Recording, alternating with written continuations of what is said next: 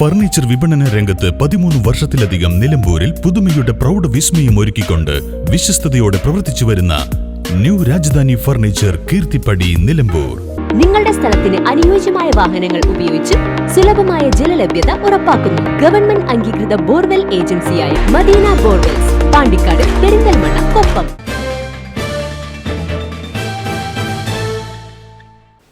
LDF Nilambur നിയോജക മണ്ഡലം കൺവെൻഷനിൽ ചന്തക്കുന്നിൽ വെച്ച് നടന്നു. LDF വയനാട് നിയോജക മണ്ഡലം സ്ഥാനാർത്ഥി ആനി രാജ മുഖ്യാതിഥിയായി.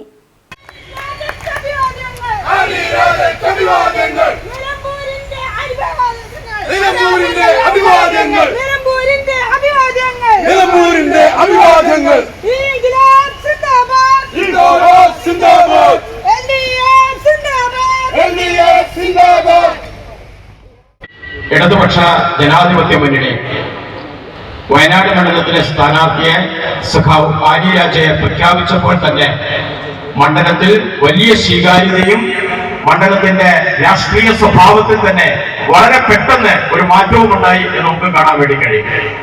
അത് ഈ തെരഞ്ഞെടുപ്പിൽ നമുക്ക് വോട്ടാക്കി മാറ്റാനും നമുക്ക് അനുകൂലമായി ഇടതുപക്ഷ ജനാധിപത്യ മുന്നണിക്ക് അനുകൂലമായി മാറ്റുന്നതിന് വേണ്ടിയിട്ടുള്ള പ്രവർത്തനങ്ങളിൽ നിങ്ങൾ ഓരോരുത്തരും നമ്മളെല്ലാവരും കൂടി കൂട്ടായി പ്രവർത്തിക്കേണ്ടുന്ന വർത്തമാനകാല രാഷ്ട്രീയ സാഹചര്യത്തിലാണ് നമ്മളെല്ലാം കൂടെ ഇവിടെ ഒത്തുചേർന്നിരിക്കുന്നത്. 2024 ലോക്സഭാ തെരഞ്ഞെടുപ്പ് ഏതാനും ദിവസങ്ങൾക്കുള്ളിൽ ഔദ്യോഗികമായി ഇലക്ഷൻ കമ്മീഷൻ പ്രഖ്യാപിക്കും. LDF 20 മണ്ഡലങ്ങളെയും സ്ഥാനാർത്ഥി നിശ്ചയിച്ച് വളരെ ചിട്ടയോടുകൂടിയുള്ള പ്രവർത്തനങ്ങൾ ആരംഭിച്ചു കഴിഞ്ഞിട്ടുണ്ട്. കേരളത്തിലെ മത്സരം LDF UDF തമ്മിലാണ്. കേരളത്തിൽ നിന്ന് BJPക്ക് ഒരു MPയും ജയിക്കാൻ പോയില്ല എന്ന് നമുക്കറിയാം.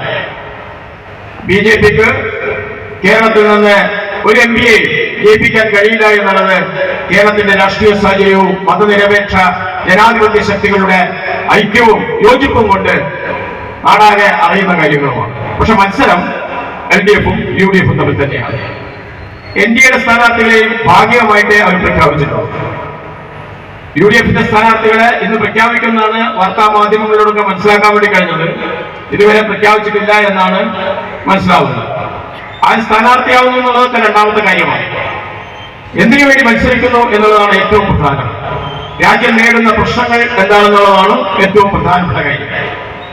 മോദിയുടെ കഴിഞ്ഞ 10 വർഷക്കാലത്തെ ഭരണം രാജ്യത്തെ ആകെ ഛിന്ന ഭിന്നമാക്കാനും ജനങ്ങളെ തമ്മിലടിപ്പിക്കാനും രാഷ്ട്രീയ അഴിമതിയും സാമ്പത്തിക അഴിമതിയും അതുപോലെ തന്നെ അധാർമിക രാഷ്ട്രീയ പ്രവർത്തനത്തിനും രാജ്യത്ത് നേതൃത്വം കൊടുത്തുകൊണ്ടിരിക്കുകയാണ്. മോദി ആരെയും വിലക്കുവാങ്ങും, ഏത് MLAമാരെയും വിലക്കുവാങ്ങും, ഏത് നേതാക്കളെയും വിലക്കുവാങ്ങും.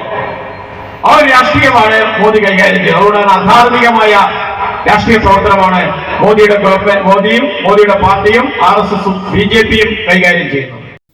LDF വയനാട് നിയോജക മണ്ഡലം സ്ഥാനാർത്ഥി ആനി രാജ മുഖ്യാതിഥിയായി.